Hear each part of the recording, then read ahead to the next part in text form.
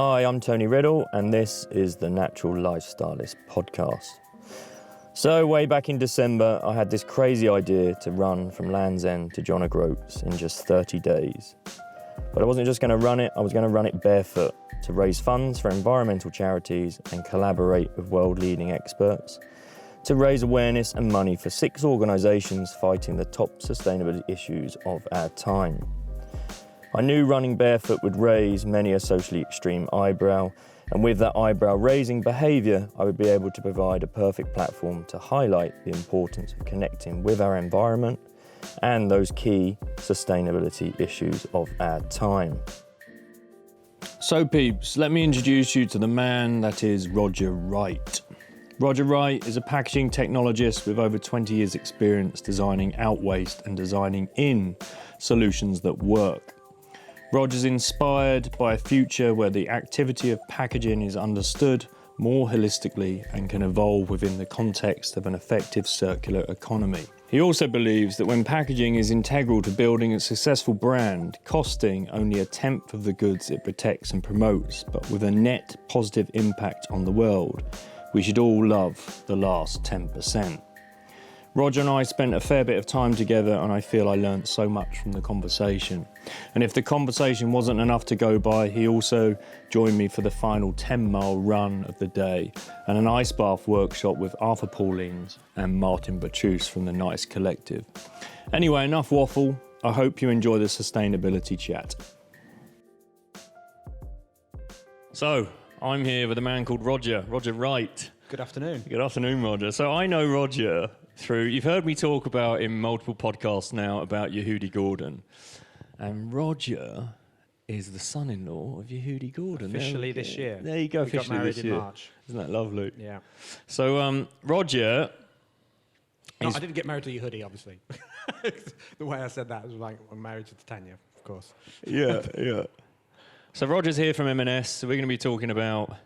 What are we going to talk about, Roger? What are we on for?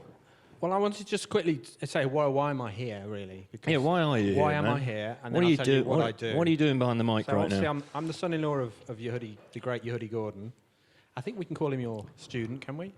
Of 79 years. I think we're both students. We're all students, put it that way. I learned just as much from Yehudi as I think. So it was Yehudi who introduced me to you. Yeah. And we did a little bit of work before, and most significantly after I had a bad road traffic accident. That's right, yeah. And you literally straightened me out. And then more recently, you taught me how to run. Let's go back to the car accident. What happened in the car accident? Because that was quite a big thing in talking about sustainability. It's about how do you get back from that, right? Yeah, well, I was crossing a zebra crossing on the way to work, on the way to the station to go to work. It was a bit dusky. Yeah. A car approached from the left. I thought it was slowing down, so I crossed.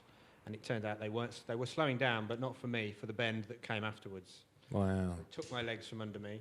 I had no idea, I had no clear sign that was going to happen. So I went straight up in the air and I landed on my head like that. Literally took all my body weight on my head. Yeah. I immediately stood up in the shock of it all, I think. It's amazing, the adrenaline, right? What else is broken? You know, I was trying to feel my body. And thank God there was a passerby who happened to be a nurse. Said, stop, sit down, you might have done something a lot worse than what was obviously happening in my head. Yeah. And she looked after me until the ambulance came. And luckily, of course, I didn't have any severe injuries. I had a very nasty head injury, but that healed up. I've still got a nice scar on my head. Yeah. But my back and my neck were scrunched up really badly after that. And when I first saw you, obviously I was coming to see you because I was a cyclist at that point. Yeah. Very hunched over. Yeah. And I needed a better posture. But that accident made it, 10 times worse. And you helped me a lot. Obviously, straighten my back, show me how to stand and how to walk, and then, like I say, recently how to run. So I've been doing a lot of running recently. Brilliant. And in the Vivos, of course. Yeah, man. And that's part of the reason why I wanted to see you on this. Because we're going to get the run together, aren't we? I want to do a little bit of a run. That would be nice, man. But the other thing I noticed it occurred to me when you posted about this adventure, I realised that when you were meeting all these people throughout the journey, yeah, something that would be coming up a lot would be plastic waste and in particular plastic packaging waste. Yeah, like zero waste is a big topic for people right now. Talking to a lot of people, sustainability people who are quite rightly concerned about it. So I thought, and I wonder if I can add anything to the conversation. Can I come and talk to you about trying to tell you what the industry is doing? Yeah. Because some people may not realise there's a lot going on in the background. Maybe not as quickly as some people would like. Well, it's an interesting one, isn't it? Because people expect things to change overnight. It's like we don't have much patience here, do we? And it's and if it was to happen overnight, could you imagine the cost implications of that? And then the next complaint would be, oh, this is so expensive now. Why are we paying so much money? So it has to be almost like drip fed in a way, you know? So Yeah. And it's interesting because people like me, packaging technologists, who design... I've just got to start. I mean, it's such a great title, isn't it?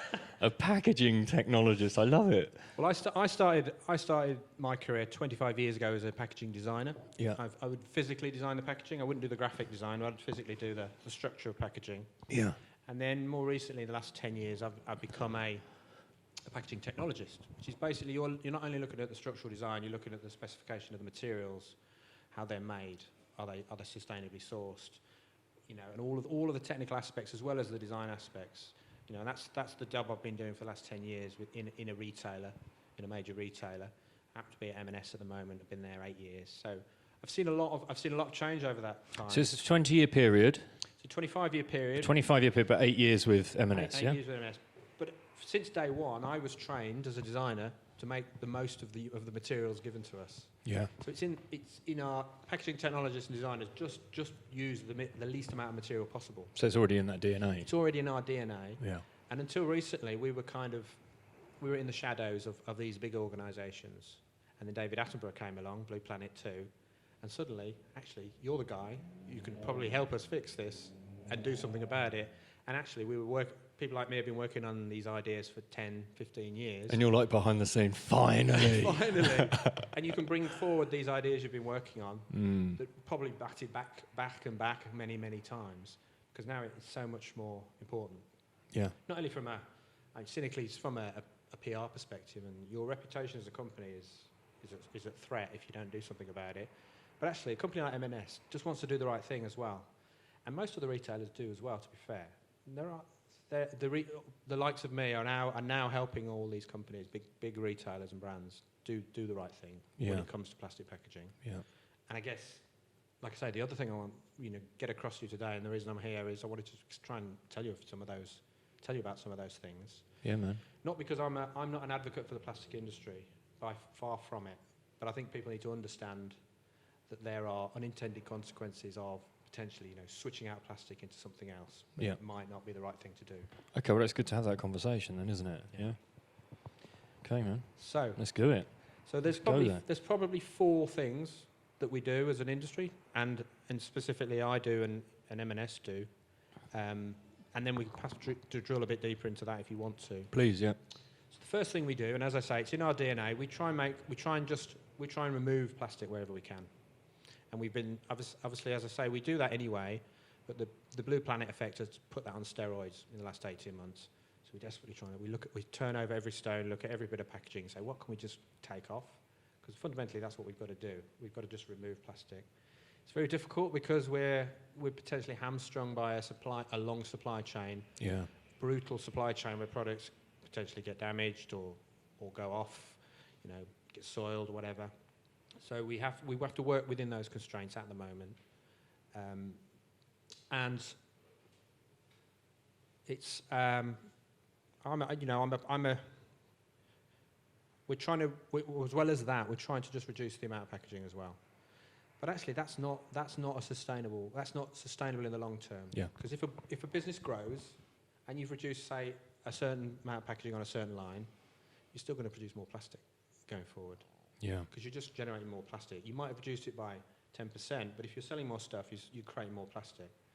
So we recognise that in our industry. That's not it's the right thing to do, but it's not.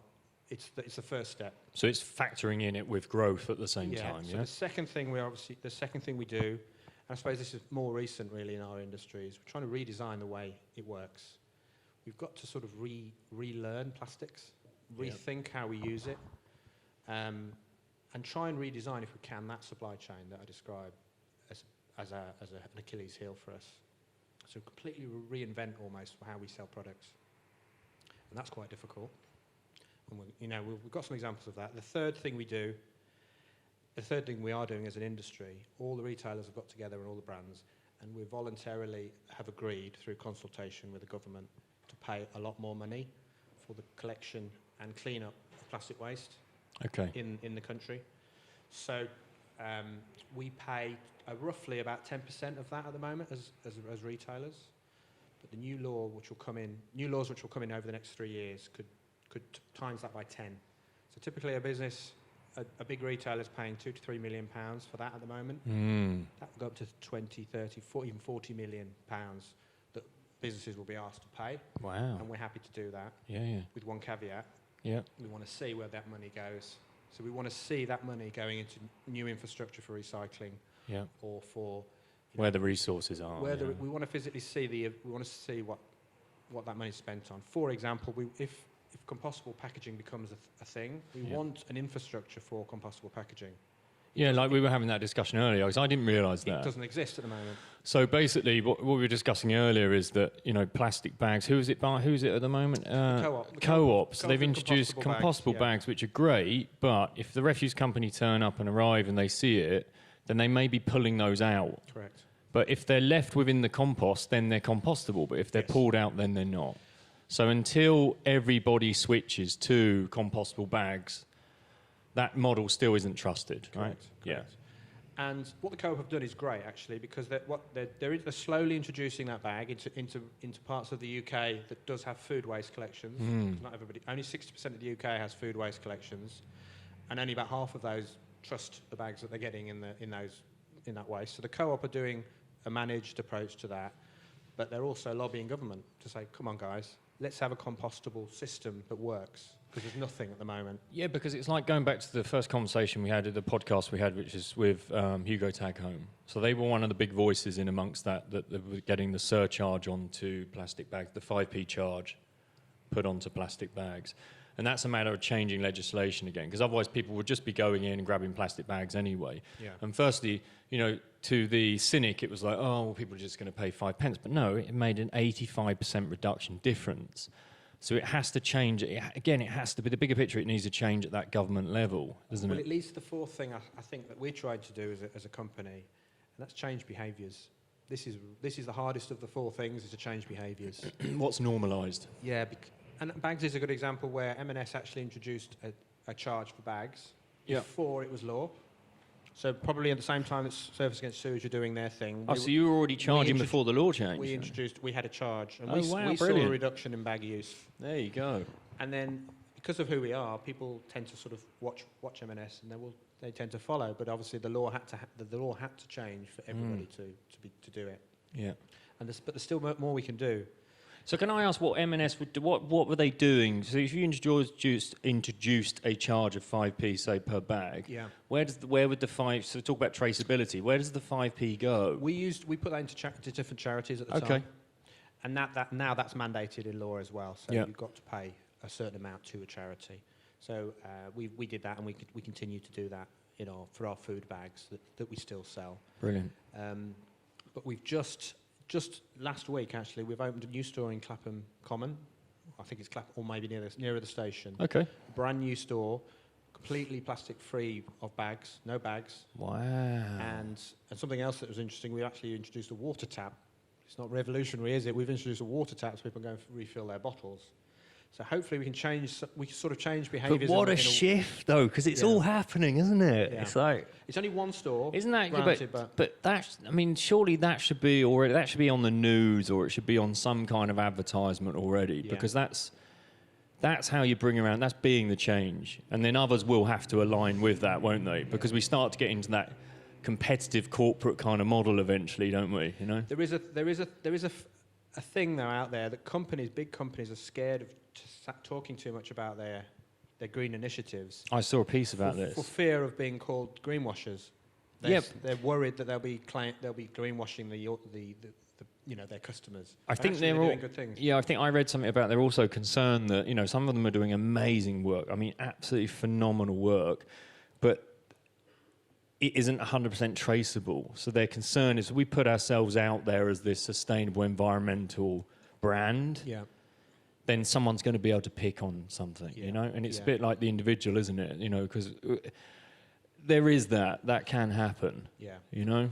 So we've got to try and change behaviours, and there's a number of ways we can do it. So we've done it on bags. We're trying to do it with water if we can. You know, get people to. You don't need to buy. You don't need to sell water in the future. Who is going to buy a bottle of water in a supermarket? I'm not sure. That will be a thing. But the convenience of the product and the packaging is so good. Customers aren't easily going to change what they do, and that's part of the problem in a way. Yeah, I think it's again going back to Hugo's conversations, because they're bringing in, you know, they're fighting for legislation at the moment around bottle banks, right? Plastic bottle banks, and then at least you know that plastic bottle bank, the plastics can be recycled and upcycled. Let's say, part of that, if you know that 40 million potentially that we pay as a retailer more, part of that will go into the DRS system. And the DRS system has been launched in Scotland now. Okay. It's the deposit return scheme. Yep. A lot of acronyms in retail. I'm really sorry. No, it's good. The DRS. DRS. The DRS. Deposit return scheme. Deposit return. It's an old-fashioned idea, right? Yeah. Take your bottle back, get your 10p. I remember taking bottles of pop back to the newsagent. But that's customers got to think, got to be bothered to take it back. But this could change behaviours, but not just on bottles. It could potentially become more ingrained in terms of what other things could we take back. Could we be renting our packaging in the future? All of it, potentially. Wow, because we have deliveries from Riverford, right? And Riverford, they come in cardboard boxes every week, and we put the cardboard boxes back out. They take the cardboard boxes away and upturn the new boxes. Yeah, yeah. Which again is a great system, great model. And if I'm right, Riverford also, and I suppose this goes to the wider point. Riverford only sell you seasonal fruit and veg. Is that well, right? some of it, they can do, but I think in the UK we'd suffer a bit. People would just get sick of eating Brassica group. Yeah.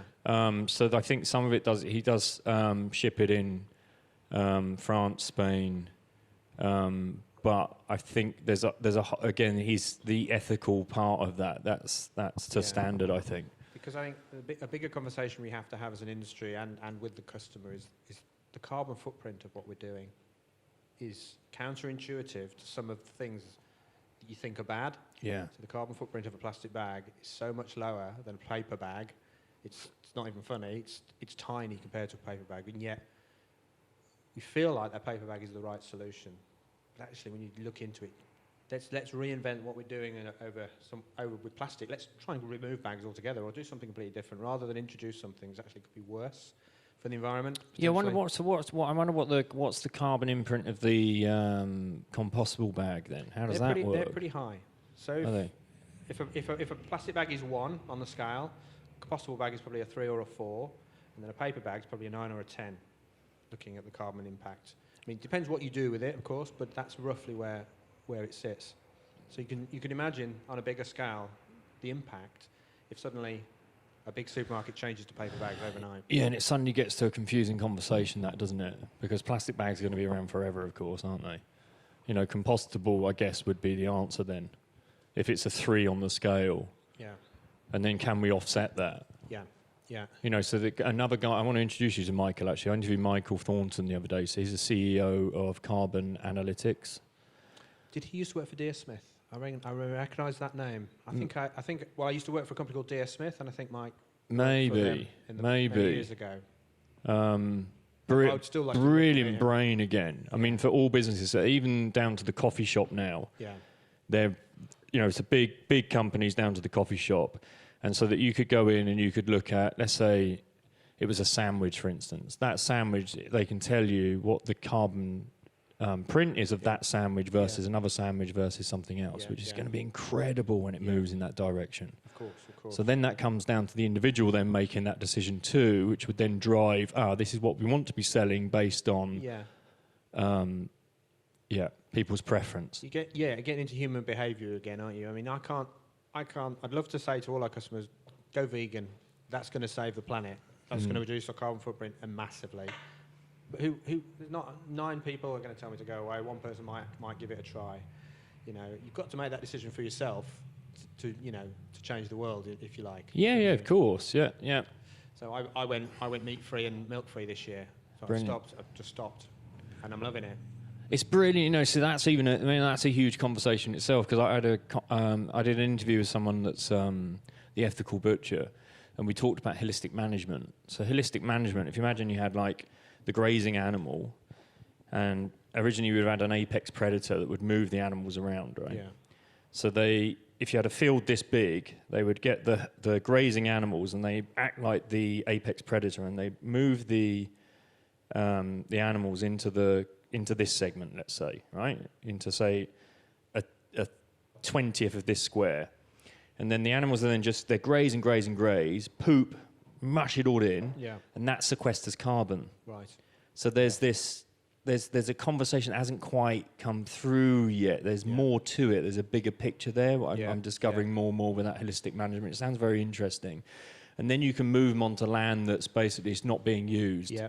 Yeah. And then we can start to change the landscape again. That's the thing about compostable and biodegradable plastics. Yeah. If you don't do that, you're sequestering the carbon for as long as you can keep that material in the system. Yeah. So if you can reuse and recycle plastic over and over again, that's locked up there. As soon as you put it in a compost heap, that carbon is into the atmosphere, and that's one of the disadvantages. One of the few disadvantages of a biodegradable or a compostable piece of packaging. Okay. Ideally, we want to keep that in the system. That's kind of the recycling is way down the hierarchy. Yeah. And so is compostable, really, because you really want to keep that material in the system if you can. So we're doing a lot of work to try and put recycled material into our products where we can, and customers are coming around to that as well. Okay. For example, we've removed the black food trays. I'm sure you don't eat microwave meals, but a lot of people do. Yeah. And those historically would have been black.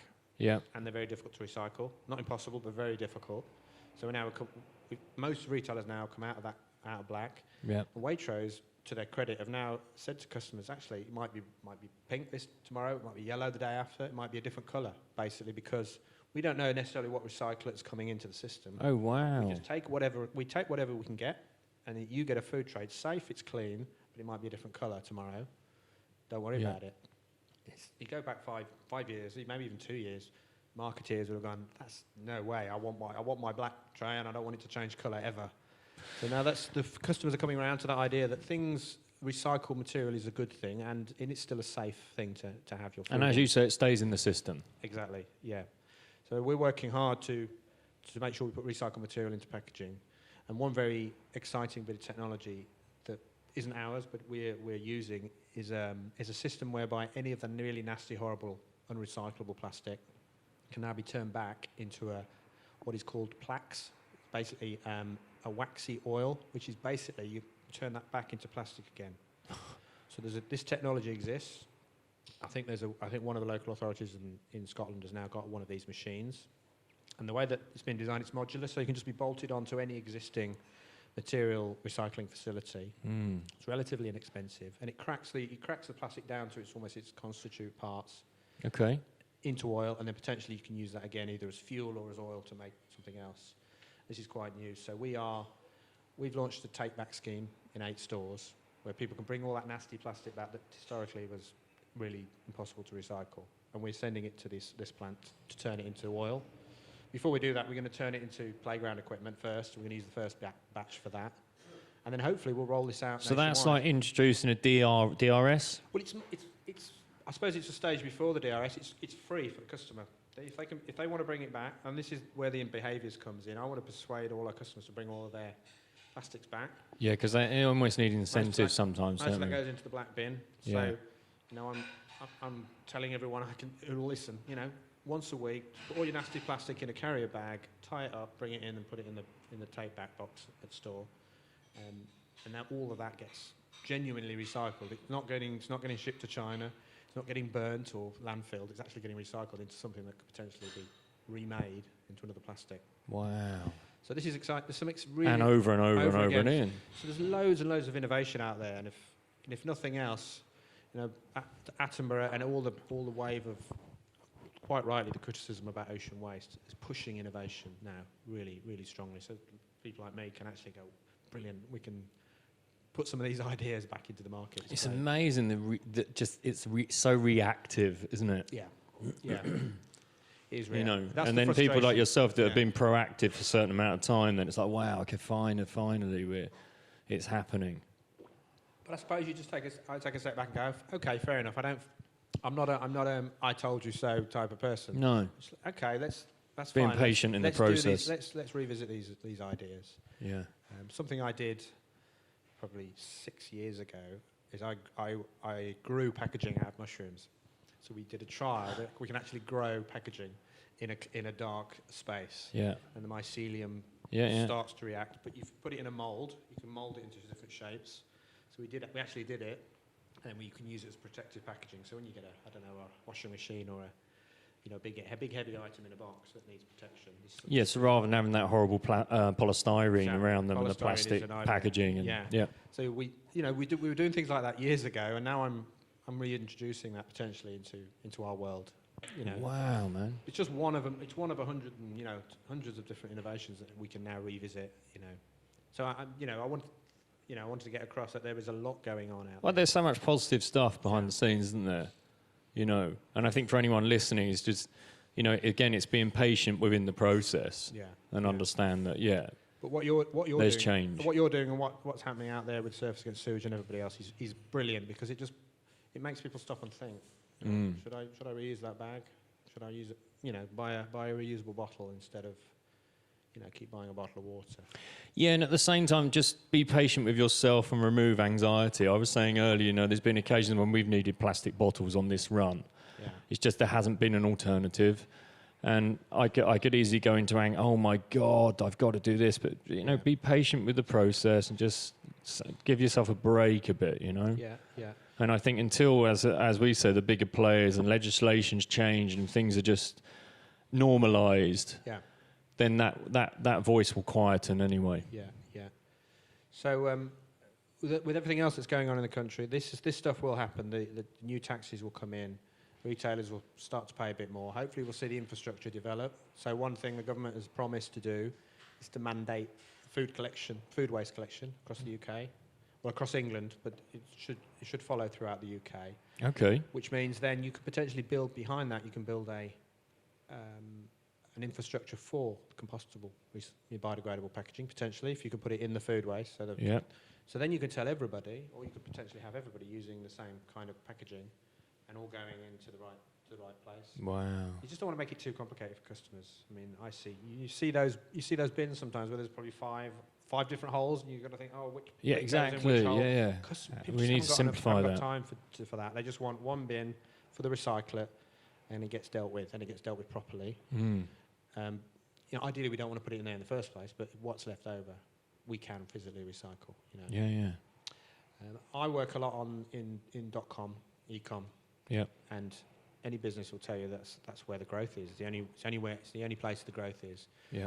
So a lot of the nightmares you see is e-com packaging, big boxes full of fresh air, and a lot of waste up here, a lot of waste there. But that is something that we're working on too. So we're looking at trying to improve all of that. Yeah, I appreciate that. 'Cause, James here, we had an issue with James's bag and lost the drone and the laptop and camera. So new stuff's been delivered. Yeah.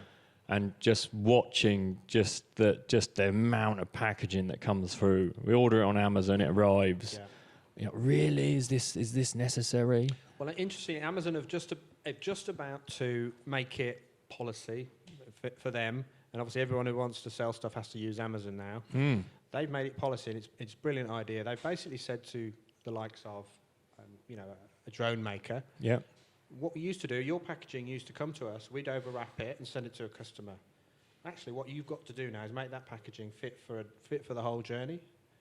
And we mandate that. If you want to work with us, you've got to make that packaging right for the whole journey. Wow. So all Amazon really do now is just light touch, pass it on to the customer. So there's no extra packaging going on that drone box, for example. So from a certain weight and size of product, from the 1st of October, I think, that it's mandated. If you want to work with Amazon, you have to follow this process. They call it frustration-free packaging. Frustration-free. A nice name. It's nice. But it's a brilliant idea. FFP. You know, with you, whatever you think of Amazon, that's a brilliant idea, because it makes people think about the end-to-end piece of packaging rather than have to just keep adding packaging throughout their supply chain.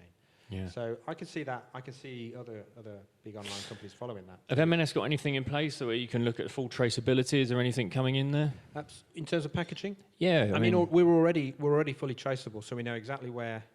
We know. I mean, we produce a hell of a lot of paper packaging. Okay.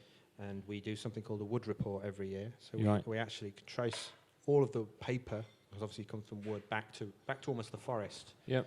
And in terms of plastic, we trace it back to the producer of the plastic as well. And so for the customer, they can find that anywhere? Well, they can if they choose to ask. Okay. But we don't publish that information on the website. What we do we have a map of our vendors, our product vendors. Yeah. So you can see where all your products are coming from. Yeah. And then obviously behind the scenes, we've got all that. We've done all that due diligence on the packaging as well. I think it's well worth doing because I did a workshop with Lululemon, and Lululemon, and they invited me in, and I went in there, personal shopper. I had this lady take me round, and she just, I think these will be great for you. I think these will be great for you. And then they gave me a cup of tea, and then out I went. Anyway, I posted about it because it was a nice experience, and I'm doing a workshop with them, and I got some clothes out of it. And then someone posted in immediately about sustainability and Lululemon. And I was like, right, okay, let's have a look. So when you go on, they go all the way through it. They say, well, we're trying to be as transparent as possible. We did a full carbon report in whichever year, and it's all there. If you look, you can find it. And I thought that was brilliant because it was actually an opportunity to say, well, again, you can't expect a company to change overnight. It's a massive organisation, but these are the things they're doing, and this is the direction they're heading in. Yeah, and we can see that. The reporting of what we do is really important to us. And we're not perfect, but we're working hard to improve that, the transparency. So we've got the information. Yeah, man. If anyone wishes to find it, wishes to have it. Sounds like you're doing amazing work. There's stuff there it's on fun. there. It's stuff we've discussed already. It blows me away because it's. I mean, no 2 days are the same when you work in packaging. Yeah, you're touching every part of the business. Everybody needs packaging. Everybody somewhere needs somehow to get something from A to B. Yeah. From B to C. Of course. And you're the people that facilitate that. So it's a fun industry, and it's even more interesting at the moment with everything that's going on. So I say bring it on. Anyone who's got issues with plastic, bring it on. We're happy to help. Okay, what do you see the progression over the next, let's say, 5 years? What's coming over the next 5 years? From a packaging technologist prediction. From a meta level, I think reusable packaging is going to be more and more prevalent in our world. I mean, one thing obviously we have a big fashion business, and the next thing I think from a fashion point of view is rental clothes. Oh yeah, absolutely. Jasmine was talking about this. With rental clothes, you're going to have reusable bags. You're going to have products going backwards and forwards constantly. You can't have single-use plastic on those products. If you become a rental business, you've got to have a reusable system. And I think people go, oh, it'll never happen in the UK. It's happening in the States. It'll never happen here, but it will. It'll be massive, and that's something like that will drive reusable e-com packaging or reusable web retail packaging. And I think you're already seeing that in the food space as well. Yeah. So you're seeing reusable formats sort of being played with. Yep. I use a company called Splosh for all our detergents. Yep. So they send it through the post, it fits through the letterbox. You buy one bottle, you've got that for life, and all you do is drop in the concentrate into the bottle. It biodegrades in the water. Really? And you've got your kitchen spray and your toilet cleaner, whatever. Yeah. You've only ever used one bottle. And what's the name of that brand again? Splosh. Splosh. Okay. I shouldn't really be promoting other companies. But it's a great thing. This is a great the pioneering in not only reusable a solution. The bottle is reusable, but the actual product they're sending you is so much more sustainable because it's coming through the post. It's very small and light, and all you're doing is adding water to it, warm water, and you've got your product right there. Brilliant. There's little things like this happening all over the place in little pockets. Yeah. So I think the big thing for us at M&S, we're trying to find opportunities for reusable packaging. Because in that hierarchy of what we saw, the hierarchy of need, I think the first one is refuse. Yeah. Like today, I refused that water bottle Yeah. that lady kindly gave me in Yep. favour of this. Yeah. So we've got to be more vocal. So when you get mail through the post you don't want, you should say, I don't want that. I don't want that wasted paper. I didn't ask for it. So we should refuse, and then we should reduce. And I hopefully demonstrated we are doing enough to reduce what we can. Yeah. The next one is reuse. Yeah. So let's try and reuse as much as we can. And then the last one on the ladder is reuse. Oh, sorry, recycle. Recycle. Yeah. So that's it's not bad, but it's the least. It's the one you should choose last. Yeah. You should be doing all those other three. Some people actually say there's a fifth one, and that's rot. Yeah. So if you can't recycle it, then it can rot in the ground safely. So that's moving towards compost. That's discussion of compostable again. So if you like, there's a hierarchy of five R's. Yeah. And I met a lady and read her book. I got a lady called Bea Johnson. Yeah. You might know her there. She's a French lady who lives in California, and she lives completely zero waste existence. No, she puts in a kiln jar that big the waste she generates every year. It's incredible. Does she have a family? She has a family. That's incredible then, because I look at it and, you know, we're doing our best, right? We're doing what we can, but there's still, from a family perspective, it's like, wow, it's okay. hard, especially with babies around, it's isn't it? It's tough. You know, we even did no nappies. Yeah. We smashed it, but even then there's still, by the end of it, you're like, look how much is in our bin.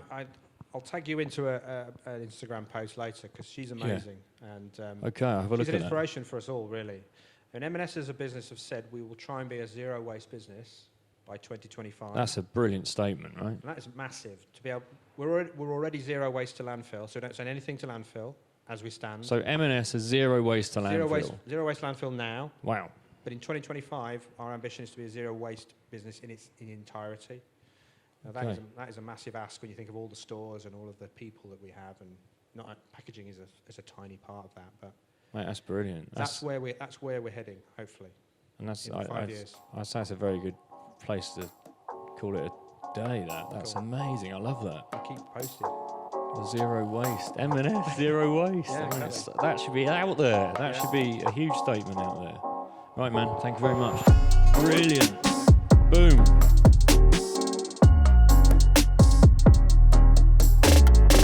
So I hope you enjoyed the sustainability chat as much as I did.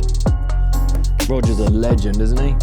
To find out more about Roger, then check out the show notes. And if you like the conversation, then please show some love by spreading the message wide and far. If you're new to the podcast, then please go back and listen to the previous episodes. And it also really helps promote the podcast if you can hit the rate button and subscribe. If you have in any way been inspired by my barefoot sustainability running challenge, then please make a donation to one or more of the sustainability and environmental organisations that I am fundraising for. You will find the Just Giving pages in the show notes. Huge thanks to Mr. James Joyce for all your work in helping get these conversations out. You are appreciated.